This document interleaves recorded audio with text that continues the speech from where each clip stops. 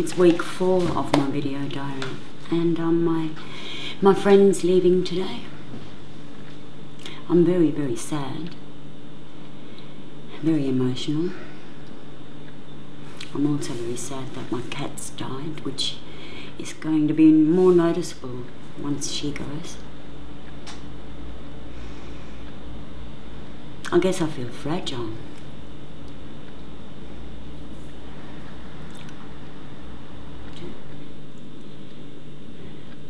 It made me aware this last week that I've been very emotionally and socially isolated still.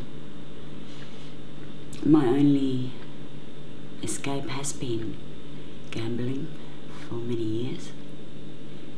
And the night my cat died, funnily enough, I wanted to gamble. I tried to look for free slot games on my mobile phone, and it made no sense to me whatsoever, because I had a lovely neighbour who drove us to the vet and was very supportive, and I had my friend around me, and I was nurtured, but I'm not used to it.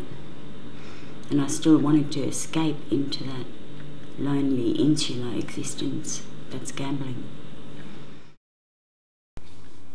I've just got back home, and my house is very, very, very, very empty without my cat. Grief is a natural process. I guess I learned from the last week that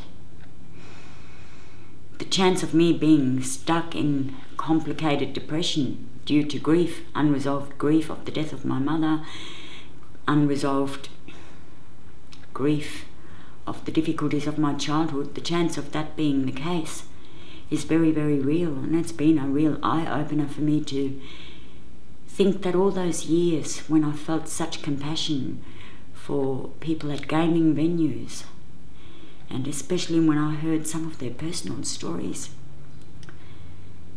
I was always so disconnected from my own situation.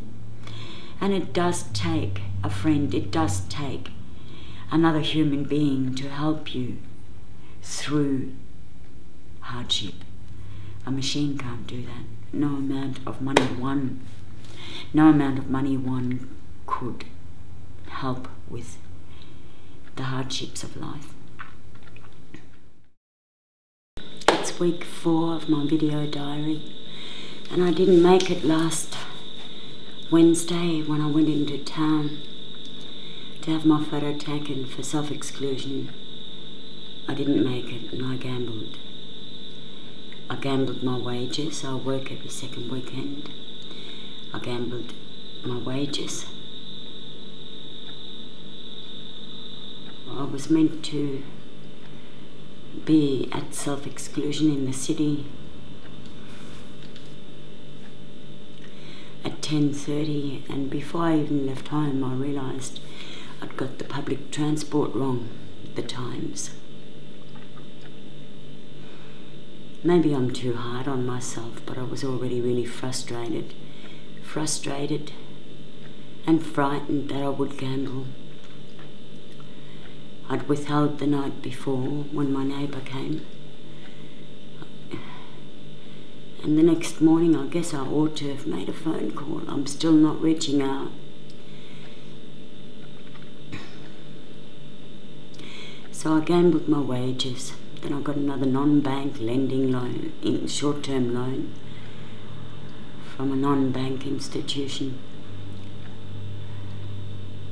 I gambled that, and this is when the trouble began. I decided to stay in town for the night and gamble, risk trying to win back my losses the next morning by dipping into my disability support pension. By now, of course, I was just seized up with anxiety. The first thing I did when I left the venue was ring my counsellor, because I'd heard my phone ring while I was gambling. Of course, you never answer those calls.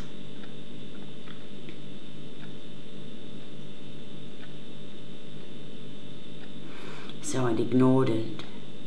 I mean, it was hardly like anybody could hear it. over the noise of the venue. And when I left and checked my phone, I saw it was my counsellor. I texted her and she just texted back, "Can I ring you?"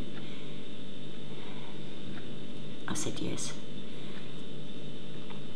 It was actually really good to hear her voice. It wouldn't have mattered if I was thousands of dollars in front. Nothing can shake that awful, dirty feeling after having gambled.